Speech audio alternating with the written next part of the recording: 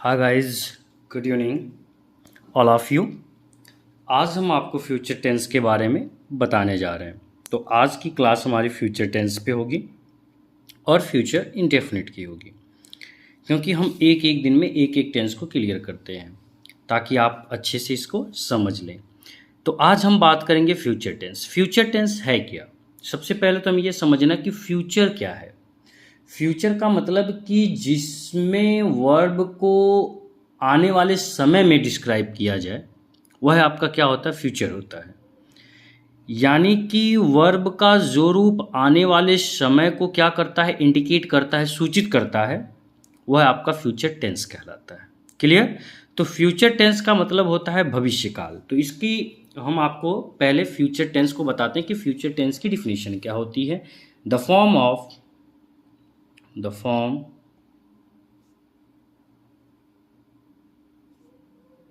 of a verb the form of a verb that indicate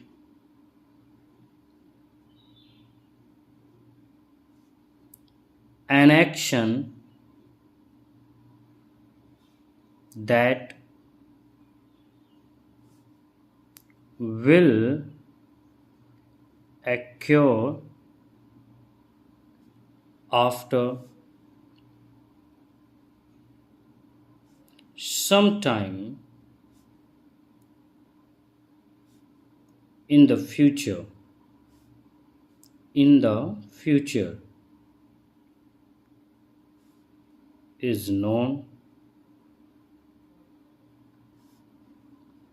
as the future tense.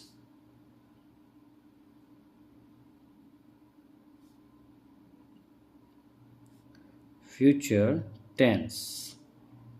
चलिए हम आपको बताते हैं कि इसका मतलब क्या है। देखिए मैंने क्या लिखा है, the form of a verb. देखिए सब हमने आपको बताया टेंस में सबसे इम्पॉर्टेंट रोल जो होता है वो वर्ब का होता है, क्योंकि वर्ब से ही हम बताते हैं कि वह आपका क्या है, मतलब किस में काम हुआ, जैसे कि भविष्य में हुआ है या फिर प्रेजेंट में हुआ है या फिर पास्ट में हुआ है। वर्ब ही हमारा ज़्यादा से ज़्यादा केसेस से क्या होता है, डिस्क्राइब करता है। तो क्या कह रहे हैं, the form of a verb that indicates an action that will occur after some time in the future is known as the future tense. यानी कि वर्ब का जो रूप, मैं इसको हिंदी में भी बता दे रहा हूँ, वर्ब का जो रूप आने वाले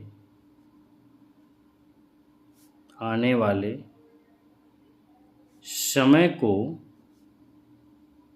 सूचित करता है, फ्यूचर टेंस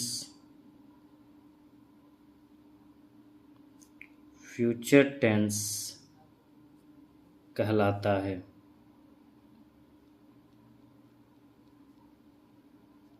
फ्यूचर टेंस कहलाता है। तो क्या कह रहा है, देखिए मैंने लिखा है ना कि वर्ब का जो रूप आने वाले समय को सूचित करता है। किसको सूचित करता है? आने वाले समय को। तो आने वाले समय को जो सूचित करेगा वह आपका क्या होगा? फ्यूचर टेंस कहलाता है। क्लियर यहाँ पे? देखिए फ्यूचर टेंस में अब हम बात करेंगे फ्यूचर इंडेफिनिट टेंस की। किसकी बात करेंगे? फ्यूचर इंडेफिनिट टेंस की। हेडिंग डालते हैं FUTURE future indefinite DEFINITE indefinite tense TENSE। Future indefinite tense की हिंदी क्या होती है? सामान्य भविष्यकाल। हम क्या इसको बोलते हैं? सामान्य। इसको सामान्य क्यों बोला गया है? क्योंकि हम इसको सिंपल फ्यूचर टेंस भी बोलते हैं। क्या बोलते हैं? Simple future tense. तो सामान्य भविष्य काल। अब देखिए सामान्य भविष्य काल, हमने आपको क्या बताया था कि जब हम टेंस की स्टार्टिंग किए थे तो हमने इंडेफिनिट के पास्ट का इंडेफिनिट, फ्यूचर का इंडेफिनिट या फिर प्रेजेंट का इंडेफिनिट हो, हमने आपको बताया था कि यदि किसी में प्रॉमिस की जाए, किसी में ऑफर दिया जाए, किसी में संकल्प लिया जाए, ठीक है, किसी में मैनर बताया जाए, वह हमेशा किस में आते हैं? इंडेफिनिट में आते हैं। तो फ्यूचर इंडेफिनिट टेंस भी सेम वही प्रक्रिया इसमें भी जारी होगा। तो इसका क्या है, देखते हैं इसकी डिफिनेशन। भविष्य काल में कोई क्रिया, भविष्य काल में कोई क्रिया होगी अथवा कर्ता कोई क्रिया करेगा, इस अर्थ को व्यक्त करने के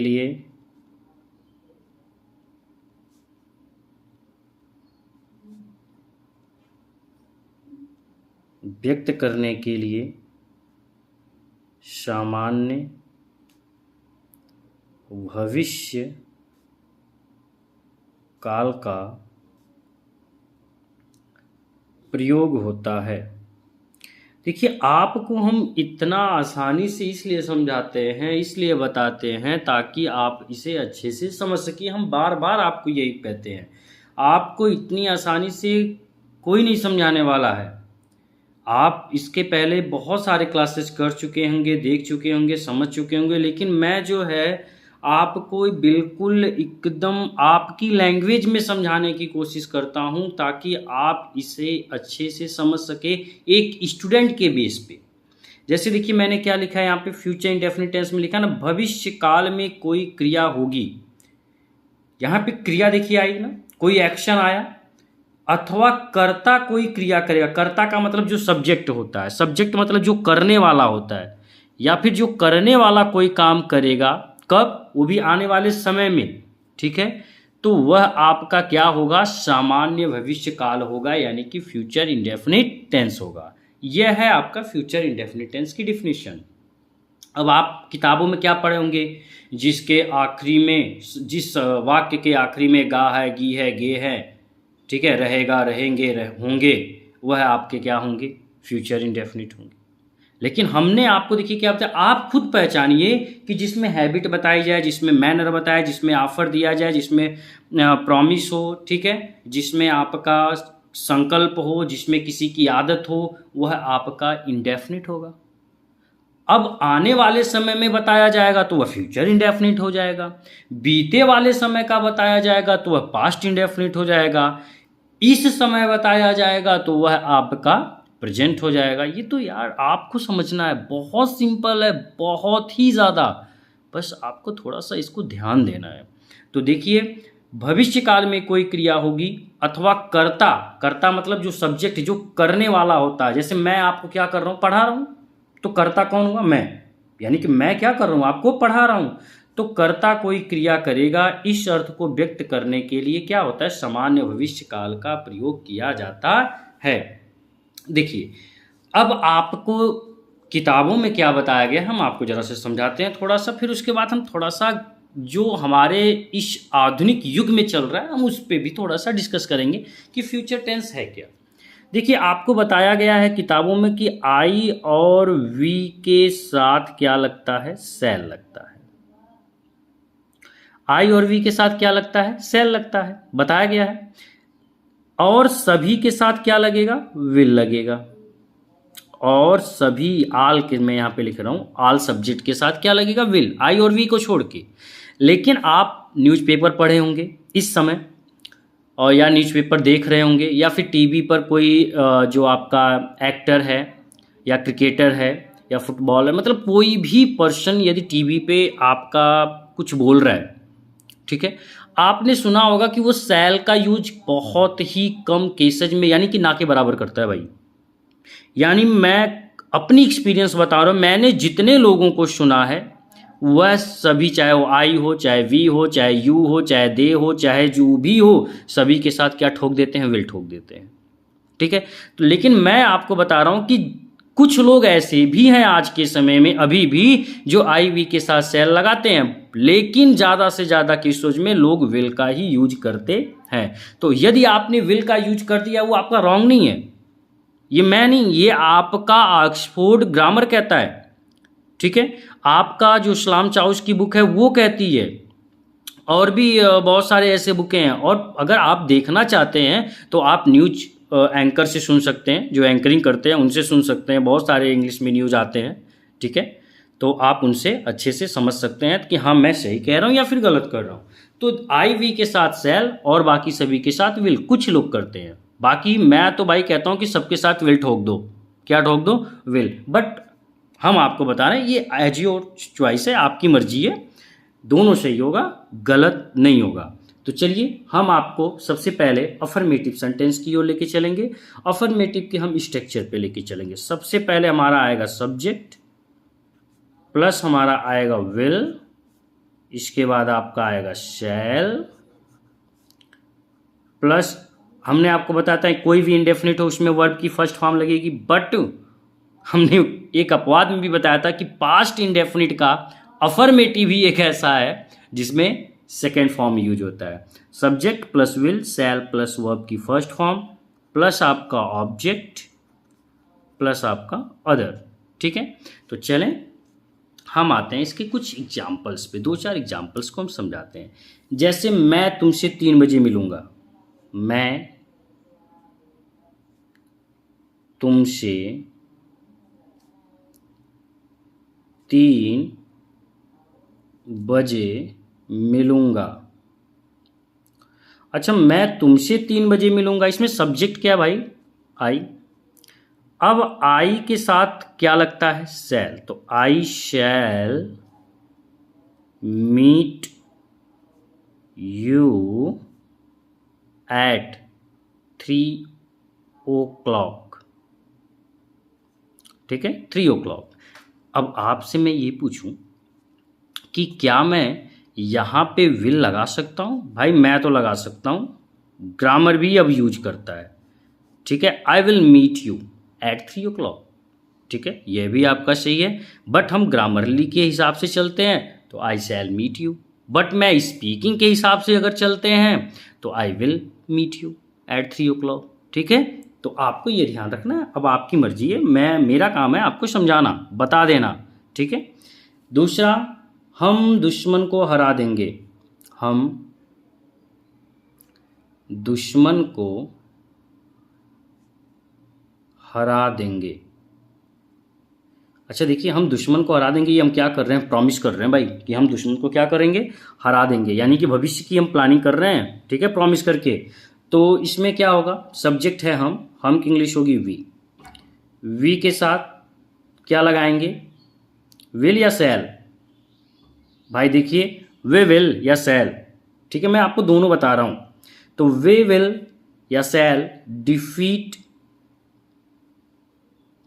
द एनमी, किसको हराएंगे भाई? एनमी को, अपने दुश्मनों को हराएंगे।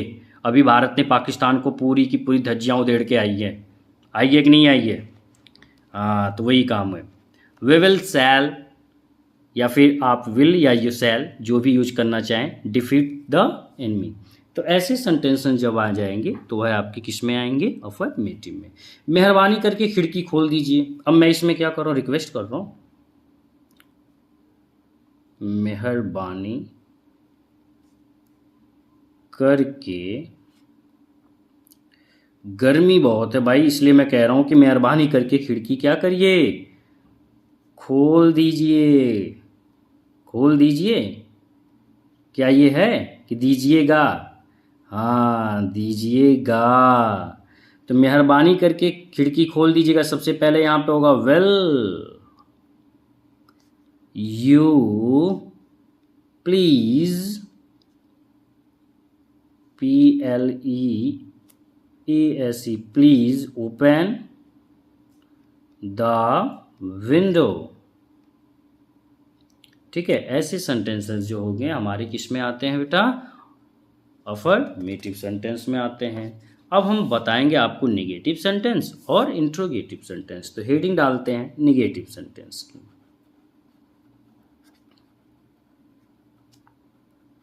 Negative sentence. नेगेटिव सेंटेंस बहुत सिंपल है, आपको जैसे अफर्मेटिव होता है सेम वही कंडीशन आपके नेगेटिव में होता है, बट अंतर क्या है, सब्जेक्ट, इसके बाद हेल्पिंग वर्ब, इसके बाद आपका नॉट। देखिए शैल और विल हेल्पिंग वर्ब नहीं है, एक मोडाल से। हमारा जो आपका नेक्स्ट वीडियो जो मेरा आपको पढ़ाने में आएगा कि मैं मोडाल्स जब आपको समझाऊंगा तो आपको बताऊंगा कि शैल और विल हेल्पिंग वर्ब नहीं है, यह क्या है, एक मोडाल्स है, वो हम आपको नेक्स्ट वीडियो में समझाएंगे। तो सबसे पहले हम बात करेंगे नेगेटिव सेंटेंस। नेगेटिव सेंटेंस में देखिए सब्जेक्ट सबसे पहले, उसके बाद हम विल या फिर शैल, इसके बाद तुरंत हम क्या लगा देंगे, नॉट लगा देंगे, उसके बाद वर्ब की फर्स्ट फॉर्म प्लस आपका जो भी हो। जैसे आप अपना काम नहीं करेंगे, भाई आप नहीं करोगे तो कौन करेगा आपका काम, आप अपना काम नहीं करेंगे, आप अपना काम नहीं करेंगे। अब इसमें सब्जेक्ट आपको ढूंढना है, भाई सब्जेक्ट देखिए क्या है, जो करने वाला होता है वही सब्जेक्ट होता है, तो यू। अब यू के साथ क्या लगेगा इसमें, will, you will not do, do मतलब करना, किसका काम, अपना काम, तो योर वर्क, यानी you will not do your work. मैं तुम्हारी मदद नहीं करूँगा, भाई आज के समय में कौन कर ही रहा है, मैं तो कह रहा हूँ भाई मत करो, ऊपर वाला कर रहा है, बच्चे हमारे देखिए हमारी मदद कर रहे हैं। मैं तुम्हारी मदद नहीं करूँगा, भाई जिसके पास दिल नहीं होगा वो थोड़ी करेगा, जिसके पास होगा वही तो करेगा, जिसके पास अच्छे मैनर होंगे, अच्छे संस्कार होंगे, वही तो दूसरों की हेल्प करेगा, है ना। चलिए भाई देखते हैं, मैं तुम्हारी मदद नहीं करूँगा का ट्रांसलेशन क्या होगा, इसमें सब्जेक्ट क्या है, आई के साथ क्या यूज होता है, शैल, तो I shall not help you. Okay, तो ऐसे सेंटेंसेस जब आ जाएं तो वह किस में आएंगे, आपके नेगेटिव सेंटेंस में। जैसे तुम्हारे बच्चे स्कूल नहीं जाएंगे, तुम्हारे बच्चे स्कूल नहीं जाएंगे, तुम्हारे बच्चे स्कूल नहीं जाएंगे, ठीक है। तो इसका क्या होगा, your children will not go to school, ठीक है। ऐसे सेंटेंसेस जब आएंगे तो वह आपके किस में होंगे, नेगेटिव सेंटेंस में होंगे। अब हम आपको बताने जा रहे हैं इंटेरोगेटिव सेंटेंस। गर्मी बहुत है आज और मेरी कॉपी भी जो है देखिए भीगी जा रही है, और ना कोई फ़ैन का काम कर रहा है ना कुछ। तो चलें भाई इंटेरोगेटिव सेंटेंस पे चलते हैं, जिसमें हम किसी की इंक्वायरी करते। देखिए there are two types of interrogative sentence, ये मैं आपको बार बार बताता हूँ। देखिए तो सबसे पहले एक जो हम इसमें शैल या फिर विल से सेंटेंस की स्टार्टिंग करते हैं, तो सब्जेक्ट आएगा, सब्जेक्ट के बाद अगर नॉट है, नेगेटिव है तो नॉट यूज हो जाएगा, प्लस वर्ब की फर्स्ट फॉर्म प्लस अदर। एक आपका WH फैमिली का है, WH फैमिली का है, प्लस आपका शैल है, विल है, इसके बाद आपका बेटा आएगा सब्जेक्ट। क्या आएगा, सब्जेक्ट, और इसके बाद आपका नॉट अगर नेगेटिव है तो प्लस वर्ब की फर्स्ट फॉर्म प्लस आपका लास्ट में क्वेश्चन मार्क, ठीक है। तो चलें हम आपको अब आगे इसके 2-3 एग्जाम्पल समझाते हैं अच्छे से। जैसे क्या आपके दोस्त लोग इस बात को नहीं जानेंगे, क्या आपके दोस्त लोग इस बात को नहीं जानेंगे। अच्छा देखिए, सेंटेंस की स्टार्टिंग प्रश्नवाचक शब्द से आया है। जब प्रश्नवाचक शब्द से आएगा तो इसको हम हेल्पिंग वर्ब से यूज करेंगे। तो कहाँ से होगा? विल, आपके दोस्त, तो योर विल, योर फ्रेंड, ठीक है। नॉट, नो, दिस, ठीक। दूसरा, क्या आप मेरी बात नहीं सुनेंगे?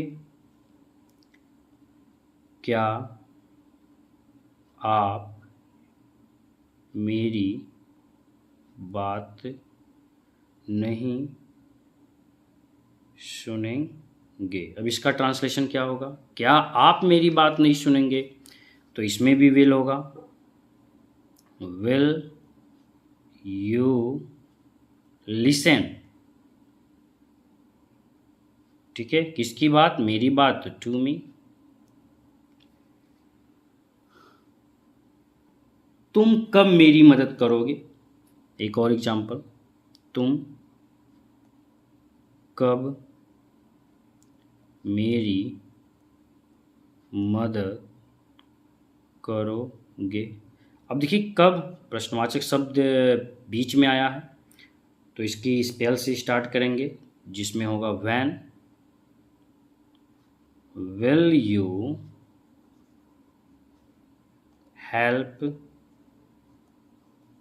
मी, क्वेश्चन मार्क। यह आपका है इंटरोगेटिव सेंटेंस। आई होप आपको फ्यूचर टेंस में फ्यूचर इंडेफिनिट टेंस अच्छे से समझ में आ गया होगा। फ्यूचर इंडेफिनिट टेंस मतलब जिसमें किसी की वास्तविकता बताई जाए, जिसमें किसी को आर्डर दिया जाए, जिसमें किसी से विनती किया जाए, ठीक है, जिसमें किसी की सत्यता बताई जाए, ऐसे सेंटेंसेस इंडेफिनिट होते हैं। हमने आपको बताया था। तो हम फ्यूचर इंडेफिनिट के आपके अफर्मेटिव भी बता दिए, नेगेटिव भी बता दिए, इंटेरोगेटिव भी बता दिए और इंटेरोगेटिव नेगेटिव भी बता दिए। आई होप आपको ये अच्छे से समझ में आ गया होगा। So thank you guys.